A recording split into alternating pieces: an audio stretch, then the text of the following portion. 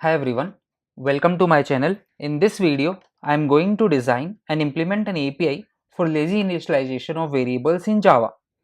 As Java does not have support for lazy variables, we can use this API to initialize variables on demand. Now you may ask why we need such an API. The reason is sometimes we have variables which hold expensive resources. For example, we have loggers, we have connections, we have some file system resources. So to control the initialization of such variables, we need to create such an API where we can decide when the initialization should happen. Now let's decide the requirement and get right into coding. So let's decide the functional requirement for such an API. So the requirement is that it should initialize the variable on access. So we can say init on access.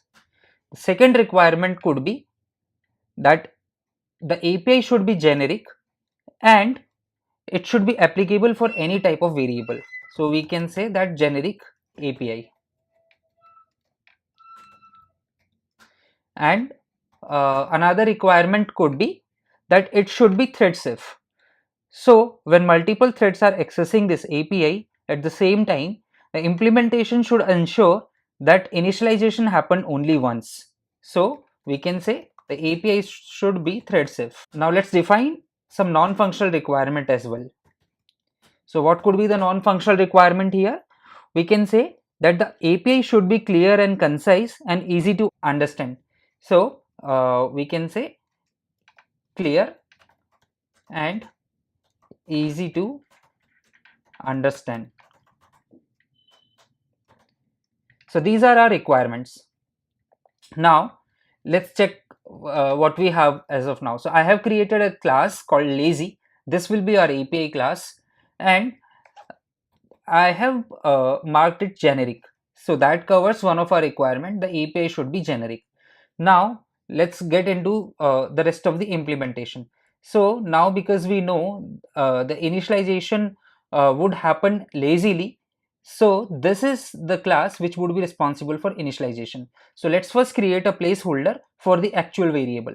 So what we can do over here is let's do private t and I can call it value.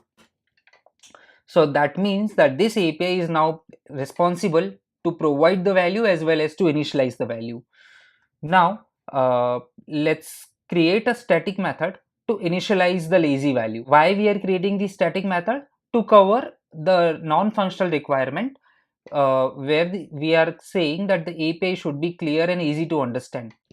Here we have one of the static methods. So we are saying that's a static method of type lazy and the method name is off and it takes a supplier.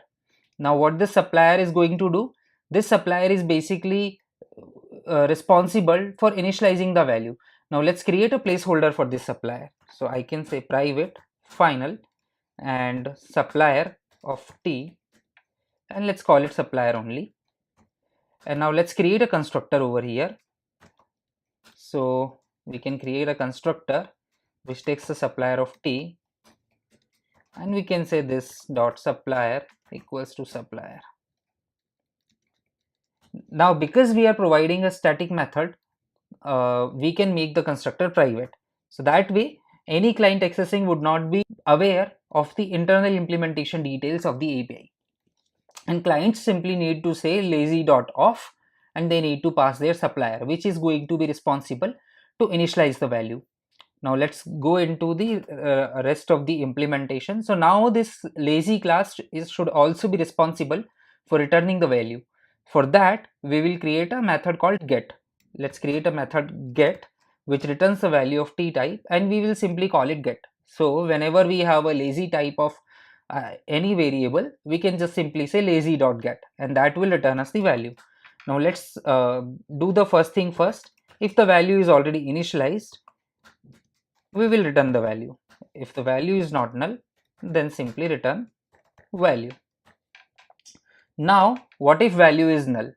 So to initialize the value in thread safe manner, we will use the double check locking over here. So let me create a synchronized method, private synchronized, and I'll simply call it init, and it's going to be of type void. And what this method is going to do, it will first check if value is equals to null, then it is going to initialize the value.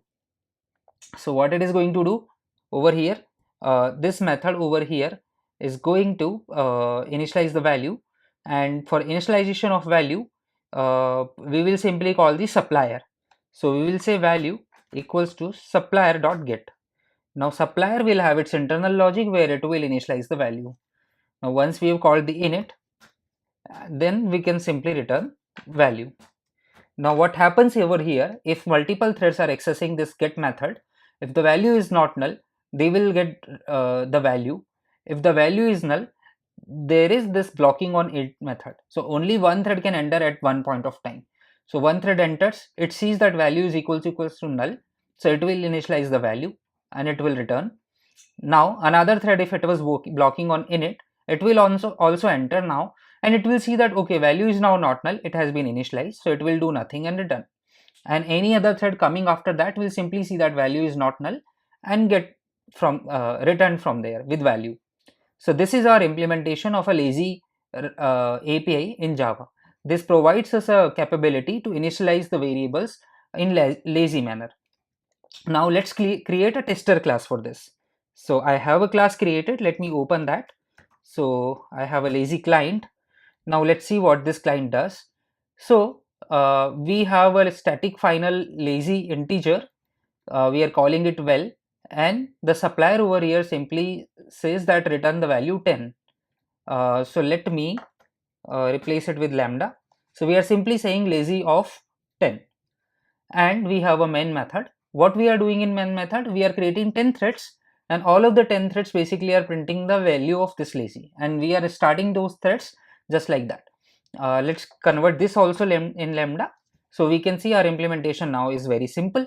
We are making use of lambda, and we are every thread is simply getting the value of lazy and printing it. Now how do we know that the initialization is happening only once? For that we will simply add a print statement when we are initializing the lazy value. So let me add a print statement over here, and I am saying initializing. So this is it. Now let's run this program and let's see what happens.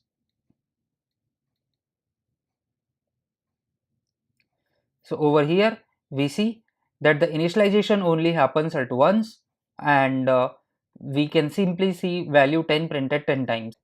So this is how we can create an API in Java where we can get the capability of lazy initialization of variables. So variables will only be initialized when we are actually accessing them. I hope you liked the video. If you liked the video, please share it with your friends and subscribe to my channel. That way you will be notified of any content that I post online. Thanks a lot for pitching in, and see you again.